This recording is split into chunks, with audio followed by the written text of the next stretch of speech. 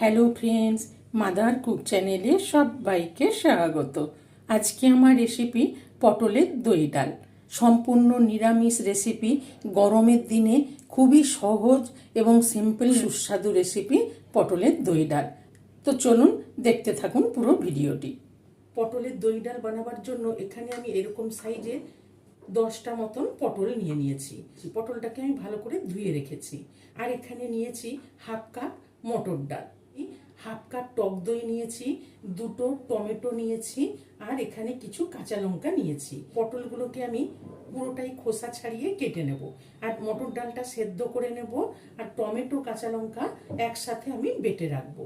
এখানে আমি সব উপকরণগুলো রেডি করে নিয়েছি। আর এখানে পটলগুলো এরকম পুরোটাই খোসাগুলো ছুলে নিয়ে এরকম দুদিকটায় একটু করে চিড়ে রেখেছি। আর এখানে মটর ডালটা সেদ্ধ করে নিয়েছি, দইটা ভালো করে ফেটিয়ে নিয়েছি, আর কাঁচা লঙ্কা টমেটোটা একসাথে বেটে নিয়েছি। আপনারা চাইলে আলাদা আলাদাও বেটে নিতে পারেন। আর এখানে ফোড়নের জন্য নিয়েছি 2টো তেজপাতা, 2টো শুকনো লঙ্কা, আর হাফ চামচ জিরে, আর নিয়েছি এখানে হিং পরিমাণ মতন দিয়ে দেবো। এবার আমি প্রথমে পটলগুলোকে ভেজে নেব। পটলগুলো ভাজার জন্য গ্যাসে একটা কড়াই চাপিয়ে আমি কিছুটা রিফাইন্ড অয়েল দিয়ে দেবো। তেলটা গরম হয়ে গেছে, এবার এখানে পটলগুলো দিয়ে দেবো। পটলগুলো দিয়ে অল্প একটু লবণ দিয়ে দেবো। লবণ দিয়ে পটলগুলোকে ভেজে নেব। এই রান্নায় কিন্তু আমি হলুদ ব্যবহার করব না, তাই লবণ দিয়ে দিলাম। এবার লবণ দিয়ে ভালো করে নেড়ে মিশিয়ে নিলাম। এবার একটু ঢেকে দেব। এবার ঢাকাটা খুলে একটু নেড়ে নেব।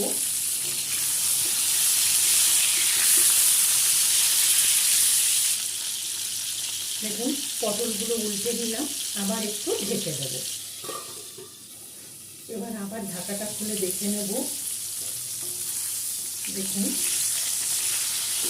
পটলগুলো আমি হালকা ব্রাউন করে ভেজে নিলাম, একদম নরম হয়ে যাচ্ছে। দেখুন এবার পটলগুলো আমি তুলে নেব। পটল ভাজার তেলটা আমি ঢেলে নিয়েছি। এবার এখানে দিয়ে দেবো আরও একটু রিফাইন্ড অয়েল।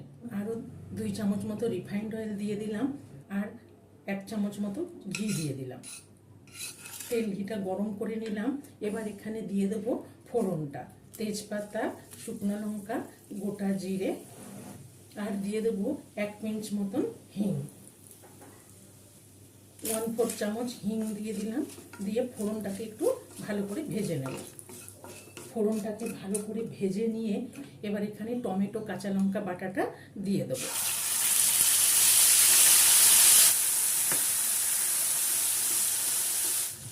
টমেটো কাঁচা লঙ্কা বাটাটা দিয়ে একটু কষিয়ে নেব। টমেটো কাঁচা লঙ্কা বাটাটা দিয়ে একটু ভেজে নিলাম, তেল বেরিয়ে গেছে। এবার আমি এই দইটা এর মধ্যে দিয়ে দেবো। দইটা ফেটিয়ে রেখেছিলাম, ফেটানো দইটা দিয়ে দিলাম।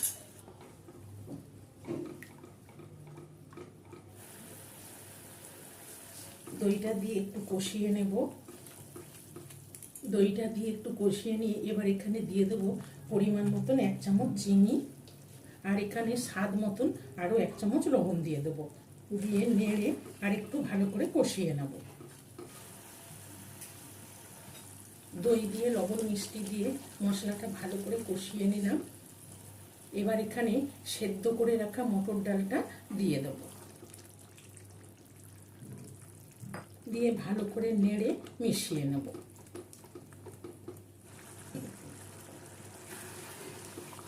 সেদ্ধ ডালটা দিয়েও একটু ফুটিয়ে নিলাম। এবার এখানে দিয়ে দেবো ডালের বাটি ধোয়া জলটা দিয়ে দিলাম। বাটি ধোয়া জলটা দিয়ে একটু ভালো করে নেড়ে মিশিয়ে নিলাম। ডালটা দিয়ে একটু ফুটিয়ে নিলাম। এবার এখানে ভেজে রাখা পটলগুলো দিয়ে দেব। ভেজে রাখা পটলগুলো দিয়ে ভালো করে নেড়ে মিশিয়ে নেব। দিয়ে গ্যাসের ফ্লেমটা লো টু মিডিয়ামে রেখে একটু ঢেকে দেব। ঢেকে একটু ভালো করে ফুটিয়ে নেব। লো ফ্লেমে রেখে কিছুক্ষণ ফুটিয়ে নিলাম। দেখুন কি দারুণ হয়েছে দেখতে, আর খুব সুন্দর একটা উপরে তেল ভেসে উঠেছে। যেহেতু পটলের দই ডাল, তো এরকমই একটু ডাল ডাল থাকবে। পটলগুলো নরম হয়ে গেছে। এখানে আমি আরও স্বাদ মতো হাফ চামচ লবণ দিয়ে দিলাম, আর স্বাদ মতো আরও হাফ চামচ চিনি দিয়ে দিলাম। লবণ মিষ্টিটা দিয়ে একটু ভালো করে নেড়ে মিশিয়ে নেব। লবণ মিষ্টিটা দিয়ে একটু নেড়ে ফুটিয়ে নিলাম।